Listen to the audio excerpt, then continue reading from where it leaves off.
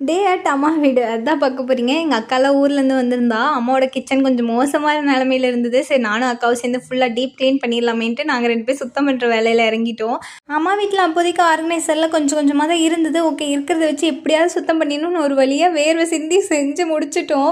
இருக்கிற பொருளை வச்சு சூப்பராக ஆர்கனைஸ் பண்ணிட்டோம். முன்னே இருந்ததை நான் வீடியோ எடுக்க முடியல, பட் அதை விட எவ்வளவோ பரவாயில்ல. அப்புறம் போய் மீன்லாம் வாங்கிட்டு வந்து எல்லோரும் ரோஸ் போட்டு சாப்பிட்லாமேன்னு எடுத்துகிட்டு வந்தோம். அம்மா அப்புறம் பாருங்கள் என் பொண்ணு எல்லாம் சேர்ந்து வாஷ் பண்ணிகிட்டு இருக்காங்க. நெக்ஸ்ட் வந்து நானும் அக்காவும் சேர்ந்து தான் அதை மேரினேட் பண்ண போகிறோம். எங்கள் அக்காவை சேலமில் கல்யாணம் பண்ணி கொடுத்துட்டோம். ஸோ அங்கேருந்து அக்கா அடிக்கடி இங்கே வரவே முடியல. வருஷத்துக்கு 2 டைம் அந்த மாதிரி தான் வரும்போது ரொம்பவுமே ஹாப்பியாக இருக்கும். நீங்கள் எல்லாம் உங்கள் உடன்பிறப்பு கூட எந்த மாதிரி பாண்டிங்கில் இருப்பீங்கன்னு எனக்கு கமெண்ட்டில் சொல்லுங்கள்.